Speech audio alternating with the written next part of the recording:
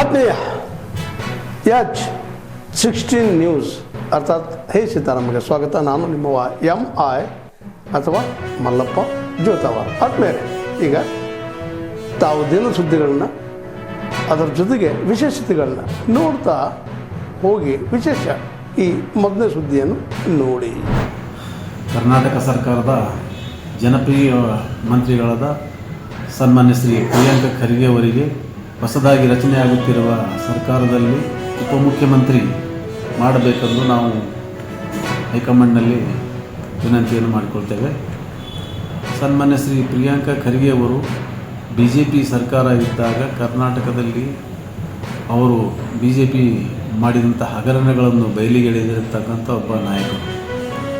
Bitcoin ಹಗರಣ ಆಗಿರಬಹುದು, Covid ಸಂದರ್ಭದಲ್ಲಿ ಮಾಡಿದಂಥ ಅವ್ಯವಹಾರಗಳು ಇರ್ಬೋದು, ಮತ್ತು ಈ ಪೊಲೀಸ್ ಹಗರಣ ಇರ್ಬೋದು, ಮತ್ತು ಗಾಂಜಾ ಹಗರಣಗಳಿರ್ಬೋದು. ಇವೆಲ್ಲ ಹಗರಣಗಳನ್ನು ಬಯಲಿಗೆ ತಂದಂಥ ಒಬ್ಬ ಧೀಮಂತ ನಾಯಕರು. ಅವರು ವಿಧಾನಸಭೆಯಲ್ಲಿ ಮತ್ತು ಹೊರಗೆ ಮಾಧ್ಯಮಗಳ ಮುಖಾಂತರ ಅವರು ಮಾಡಿದಂಥ ಹಗರಣಗಳನ್ನು ಎಳೆಯಾಗಿ ದಾಖಲೆ ಮೂಲಕ ಅವರು ಇಟ್ಟಂಥ ಒಬ್ಬ ನಾಯಕರು. ಅವರು ಚುನಾವಣೆ ಸಂದರ್ಭದಲ್ಲಿ ಕೂಡ ಎಲ್ಲ ಕಡೆ ಓಡಾಡಿ ಭಾಷಣಗಳ ಮುಖಾಂತರ ಜನರಿಗೆ ಸಾಕಷ್ಟು ಅದರ ಬಗ್ಗೆ ಅರಿವು ಮೂಡಿಸಿ BJP ಮಾಡಿದಂಥ ಹಗರಣಗಳ ಬಗ್ಗೆಯೂ ಕೂಡ ಮಾತಾಡಿ ಆ ಹಗರಣಗಳ ಬಗ್ಗೆ ಬಯಲಿಗೆಳೆದಂಥ ಒಬ್ಬ ನಾಯಕರು. ಅವರು ಮಾಡಿದಂಥ ಎಲ್ಲ ಕಡೆ ಚುನಾವಣೆಯ ಭಾಷಣಗಳು ಕೂಡ ನಮ್ಮ ಸರ್ಕಾರ ಕಾಂಗ್ರೆಸ್ ಪಕ್ಷಕ್ಕೆ ಒಂದು ದೊಡ್ಡ ಶಕ್ತಿಯಾಯಿತು. ಅವರು ಚುನಾವಣೆಯಲ್ಲಿ ನಮ್ಮ ಸರ್ಕಾರ ಬರಲು ಅವರು ಕಾರಣೀಭೂತರಾಗಿರ್ತಾರೆ. ಅವರು ಕಾರಣೀಭೂತ ನಾಯಕರಾಗಿದ್ದಾರೆ. ಅಂಥ ಒಬ್ಬ ಧೀಮಂತ ನಾಯಕರಿಗೆ ನಾವು ಇಲ್ಲಿವರೆಗೂ ಇಡೀ ದೇಶದಲ್ಲಿ RSS ವಿರುದ್ಧ ಯಾರೂ ಚಕಾರ ಎತ್ತಿರಲಿಲ್ಲ. ಆದರೆ ಸನ್ಮಾನ್ಯ ಶ್ರೀ ಪ್ರಿಯಾಂಕ ಖರ್ಗೆ ಅವರು ಅದು RSS. ಸಿದ್ದರಾಮಯ್ಯನವರು ರಾಜೀನಾಮೆ ಕೊಡೋದಕ್ಕೆ ಮುಂಚೆ ಒಂದು ಮಾತು ಹೇಳ್ತಾರೆ, ನಾನು ರಾಜಕೀಯ ನಿವೃತ್ತಿ ಹೊಂದೋದಿಲ್ಲ,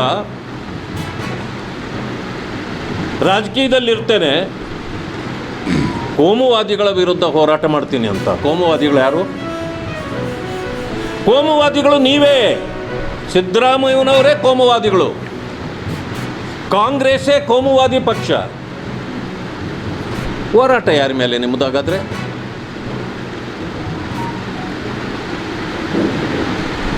ಜಾತಿ ಗಣತಿ ಇಷ್ಟು ದಿವಸ ಆಗಿತ್ತಲ್ಲ, ಕಾಂತರಾಜ ಆಯೋಗ ಏನಾಯಿತು? ಜಯಪ್ರಕಾಶ್ ಹೆಗಡೆ ಅವರ ವರದಿ ಏನಾಯಿತು? ಮಧುಸೂದನ್ ನಾಯ್ಕ್ ಅವ್ರದ್ದು ಇಷ್ಟು ದಿವಸ ಇರಲಿಲ್ಲ. ನಿನ್ನೆ ನೀವು ರಿಸೈನ್ ಮಾಡಿ ಅಂತೇಳಿ ಹೇಳಿದ ಮೇಲೆ ತರಾತುರಿಯಲ್ಲಿ ನೀವು ಯಾಕದಕ್ಕೆ ಕೈ ಹಾಕಿದ್ರಿ? ಅದರಿಂದ ಆಗ್ತಕ್ಕಂಥದ್ದೇನು ಅಂದರೆ ಕೋಮುವಾದವನ್ನು ಹೆಚ್ಚು ಮಾಡಬೇಕು, ಜನರ ನೆಮ್ಮದಿಯನ್ನು ಹಾಳು ಮಾಡಬೇಕು. ಇದು ನಿಮ್ಮ ಉದ್ದೇಶವಾಗಿತ್ತ? ಕಾಂತರಾಜ್ ಆಯೋಗ ಬಂದಾಗ ದಲಿತರೇ ನಂಬರ್ 1 ಕರ್ನಾಟಕದಲ್ಲಿ. ಈಗ ಯಾಕೆ ಮುಸ್ಲಿಮರೇ ನಂಬರ್ 1 ಬಂದಿದೆ? ಕಾಂತರಾಜು ಸರಿ ಇರಲಿಲ್ವಾ? ಅಥವಾ ಆವತ್ತು ಮಾಡಿಸಿದ ವರದಿಯ ಮುಖ್ಯಮಂತ್ರಿಗಳು ಸಿದ್ದರಾಮಯ್ಯನವರು ಸರಿ ಇರಲಿಲ್ವಾ? ಇವತ್ತು ಮುಸಲ್ಮಾನರು ನಂಬರ್ 1 ಅಂತ ನೀವೇ ಮಾಡಿಸಿದ್ದೀರಿ. ಅಥವಾ ನಿಮ್ಮಲ್ಲಿ ಆದ ಬದಲಾವಣೆ ಏನು? ಇದು ರಾಜ್ಯವನ್ನು ಇಕ್ಕಟ್ಟಿಗೆ ಸಿಕ್ಕಿಸುವ, ಜಾತಿಗಳನ್ನು ಎತ್ತಿಕಟ್ಟುವ, ಸಂಘರ್ಷಕ್ಕೆ ಎಡೆಮಾಡಿಕೊಡ್ತಕ್ಕಂಥ ಕೆಲಸವನ್ನು ಮಾನ್ಯ ಮುಖ್ಯಮಂತ್ರಿಗಳಾಗಿದ್ದ ಸಿದ್ದರಾಮಯ್ಯನವರು ಮಾಡಿದ್ದಾರೆ. ಆದ್ದರಿಂದ ಅವರೇ ಕೋಮುವಾದಿಗಳು, ಅವರ ಪಕ್ಷವೇ ಕೋಮುವಾದಿ ಪಕ್ಷ. ನಿಮ್ಮ ಹೋರಾಟ ಈಗ ಕಾಂಗ್ರೆಸ್ಸಿನ ವಿರುದ್ಧ ನಡೆಯಲಿ. ಹಾಗಾದರೆ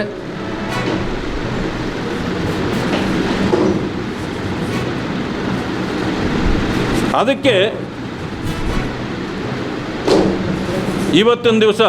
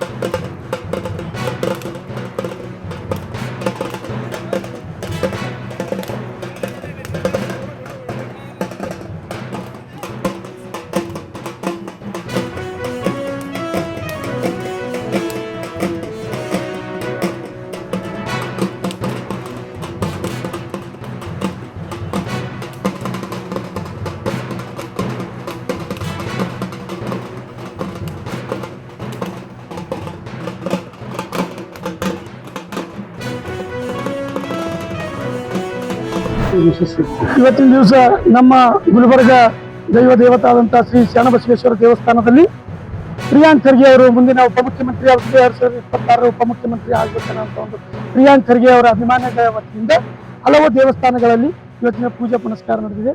ಇವತ್ತು 101 ತೆಂಗಿನಕಾಯಿ ಹೊಡೆದು ಇವತ್ತು ಈ ರಾಜ್ಯದಲ್ಲಿ ಒಳ್ಳೆ ಹೆಸರು ಮಾಡಿಸುವಂತ ಯಾರಾದರೂ ಶಾಸಕರಲ್ಲಿ ಮೊದಲನೇ ಹೆಸರು ಬರಲಿ ಅದು ಪ್ರಿಯಾಂಕ್ ಖರ್ಗೆ ಅವರ ಹೆಸರು. ಇವತ್ತಿಗೂ ಒಂದು ಕಪ್ಪು ಚುಕ್ಕಿ ಅವರ ಮೇಲೆ ಇಲ್ಲ. ರಾಜ್ಯದಲ್ಲಿ ಪಂಚಾಯತ್ ರಾಜ್ ಇಲಾಖೆಯನ್ನು ರಾಷ್ಟ್ರದಲ್ಲಿ ಪ್ರಥಮ ದರ್ಜೆಗೆ ಒಯ್ದಂತ ನಾಯಕರು ಯಾರಾದರೂ ಪ್ರಿಯಾಂಕ್ ಖರ್ಗೆ ಅವರು. ಹಲವು ಬಾರಿ ಈ ಲಾಸ್ಟ್ ಟೈಮ್ ಕೂಡ ಐಟಿ ಮಂತ್ರಿ ಇದ್ರು ಅವರು. ಅವರಿಗೆ ಎಲ್ಲಾ ಕಂಪ್ನಿ ಏನು ಸಾಫ್ಟ್ವೇರ್ ಕಂಪ್ನಿಗಳು ಅದಾವೆ ಅವರೆಲ್ಲ ಪ್ರಿಯಾಂಕ್ ಖರ್ಗೆ ಅವರಿಗೆ ಐಟಿ ಕೊಡಬೇಕು ಅಂತ ಹೇಳಿ ರಾಜ್ಯದ ಮುಖ್ಯಮಂತ್ರಿಗೆ ಬೇಡಿಕೆ ಇಟ್ಟಿದ್ರು. ಅಂತ ಒಂದು ಹೆಸರುವಾಸಿ ಮಾಡಿದಂತ ಪ್ರಿಯಾಂಕ್ ಖರ್ಗೆ ಅವರಿಗೆ ಈ ಬಾರಿ ಕೂಡ ಈ ಭಾಗಕ್ಕೆ ಒಂದು ಒಳ್ಳೆ ಅನುಕೂಲ ಮಾಡಿಕೊಟ್ಟಂತಾಗುತ್ತೆ. ಡೆಪ್ಟಿ ಸಿಎಂ ಆಗಿ ಅವರಿಗೆ ತಾವೆಲ್ಲ ಸಿದ್ದರಾಮಯ್ಯ ಸಾಹೇಬರಾಗಿರ್ಬೋದು, ಡಿ ಕೆ ಶಿವಕುಮಾರ್ ಸಾಹೇಬರಾಗಿರ್ಬೋದು, ರಾಹುಲ್ ಗಾಂಧಿ ಅವರಾಗಿರ್ಬೋದು, ಮಲ್ಲಿಕಾರ್ಜುನ್ ಖರ್ಗೆ ಸಾಹೇಬರಾಗಿರ್ಬೋದು, ಸೋನಿಯಾ ಗಾಂಧಿ ಅವರಾಗಿರ್ಬೋದು, ಇದು ಎಲ್ಲ ಸೀನಿಯರ್ಗಳು ಒಬ್ಬ ಚಾಣುಕ್ಯತನ ಇದ್ದಂತ ನಿಮ್ಮ ಸಂಪುಟದಲ್ಲಿ ಉಪಮುಖ್ಯಮಂತ್ರಿಯಾಗಿ ಮಾಡಿದರೆ ನಮ್ಮ ಈ ಹಿಂದುಳಿದ ಭಾಗ ಕಲ್ಯಾಣ ಕರ್ನಾಟಕ ಭಾಗಕ್ಕೆ ಒಂದು ಶಕ್ತಿ ಕೊಟ್ಟಂತಾಗುತ್ತೆ. ಅವರು ನಮ್ಮ ಜಿಲ್ಲೆ ಆದರೂ ಕೂಡ ವಿವಿಧ ರೀತಿಗಳಲ್ಲಿ ನಮ್ಮ ಶಾಲೆ ಆಗಿರ್ಬೋದು, ಇವತ್ತು ಹಾಸ್ಟೆಲ್ಗಳಾಗಿರ್ಬೋದು, ರೋಡ್ಗಳು ನೋಡಿರ್ಬೋದು, ಈ ಒಂದು ಭಾಗದಲ್ಲಿ ಒಳ್ಳೆ ಅನುಕೂಲ ಆಗುವಂಥ ಉಸ್ತುವಾರಿ ಮಂತ್ರಿ ಆಗಿರ್ಬೋದು ಒಳ್ಳೆ ಕೆಲಸಗಳು ಮಾಡಿದ್ದಾರೆ.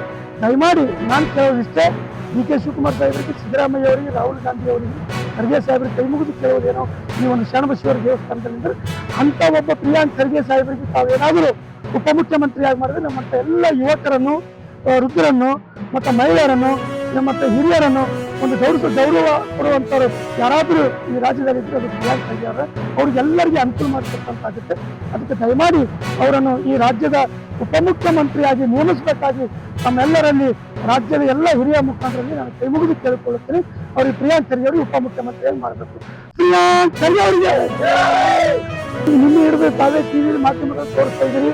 ಮೊನ್ನೆ ಸಿದ್ದರಾಮಯ್ಯ ಸಾಹೇಬರು ನುಡಿದಂತೆ ನಡೆಯುತ್ತಿದ್ದಾರೆ. ಏನು ಇವತ್ತು ಸಾಯಂಕಾಲ ಮಧ್ಯಾಹ್ನ ತನಕ ಅವರು ತಮ್ಮ ಇದಕ್ಕೆ ಪೋಸ್ಟಿಗೆ 3 ರಾಜೀನಾಮೆ ಏನೋ ಜನರು ನಿಮ್ಮ ಮೀಡಿಯಾಗಳಲ್ಲಿ ಬರುತ್ತದೆ ಹೇಳ್ತಾ ಇದ್ದೀನಿ. ಅದು ಏನಾದರೂ ಆಗ್ತಾ ಇದೆ. ಆದರೆ ನಮ್ಮ ಪ್ರಿಯಾಂಕ್ ಖರ್ಗೆ ಅವರಿಗೆ ಡೆಪ್ಟಿ ಸಿಎಂ ಆಗಿ ಮಾಡಬೇಕು ಅನ್ನೋದು ಒಂದೇ ಒಂದು ನಮ್ಮ ಕೋರಿಕೆ. ತಾವೆಲ್ಲ ಇಲ್ಲಿವರೆಗೆ ಸುದ್ದಿಗಳನ್ನು ನೋಡಿದಿರಿ, ಜೊತೆಗೆ ವಿಶೇಷ ಘಟನೆಗಳನ್ನು ಸಹ ನೋಡಿದಿರಿ. ಅದು ನಿಮ್ಗೆ ಏನು ಅನ್ನಿಸ್ತು? ನಿಮಗೆ ಲೈಕ್ ಮಾಡಿರಿ, ಶೇರ್ ಮಾಡಿರಿ, ಕಾಮೆಂಟ್ ಮಾಡಿರಿ, ಜೊತೆಗೆ ಸಬ್ಸ್ಕ್ರೈಬ್ ನಿಲ್ಲಿಸ್ಬೇಡ್ರಿ. H16 ನ್ಯೂಸ್ ಅರ್ಥಾತ್ ಈ ಸತ್ಯದ ಕೈಗಳಲ್ಲಿ ವಂದನೆಗಳು.